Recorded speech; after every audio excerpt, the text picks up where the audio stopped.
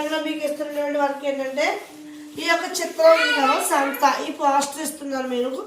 ఈ సంత చిత్రాన్ని చూసి మీరు వీలైన వాక్యాలు రాయాలి.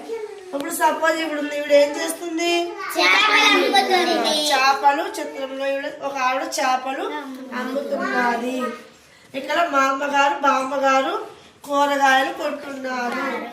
అలాగే ఇక్కడ ఒక పిల్లి ఎలకను తరుముతుంది. ఈ విధంగా మీరు మీకు ఏం కనిపిస్తే ఆ వాక్యాలు రాయాలి. ఒకవేళ వాక్యాలు రాయలేని వాళ్ళు ఎవరైనా ఉంటే, రాయలేకపోతే మీరు కనీసం పదాలను రాయాలి. చెట్టు, చేపలు అలా పదాలన్నా సరే రాయాలి. రాస్తారా? ఓకేనా?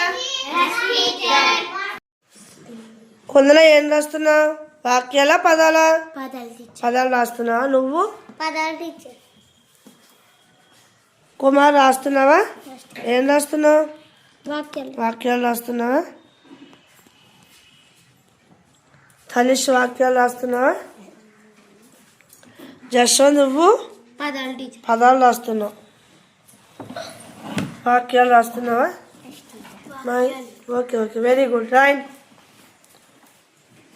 ఓకే పిల్లలు, ఈ విధంగా వాక్యాలు రాయడం జరిగిందండి. దాన్ని మనం కరెక్షన్ చేద్దాం. పండ్లు అమ్ముతున్నాడు, ఒక ఆయన పూలదండలు అమ్ముతున్నాడు. బట్టలో రాసావు చూడు, ఇక్కడ బుట్టలో పూలు ఉన్నాయి.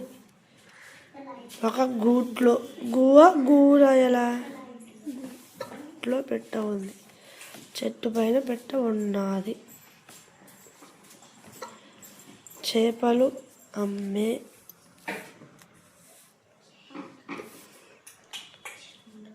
ఆమె కాదు ఆవిడ పోని. బంగారపు నగ వేసుకుంది. ఏదో చేపలు అమ్మే వాళ్ళు బంగారపు నగలు వేసుకోకూడదా? వేసుకోవచ్చా? కూరగాయలు తీసుకుంటుంది. ఒక ఆయన కూరగాయలు అమ్ముతున్నాడు. అక్కడ ఒక పెద్ద గుడి ఉంది. చాలా ఇల్లులు ఉన్నాయి. ఒక అబ్బాయి పరుగు తీస్తున్నాడు. చూడు, చేపలకు అన్నింటికి ఒత్తి పెట్టేస్తాం. చేపలు అమ్మే ఆవిడ పూలు పెట్టుకుందా పూలు?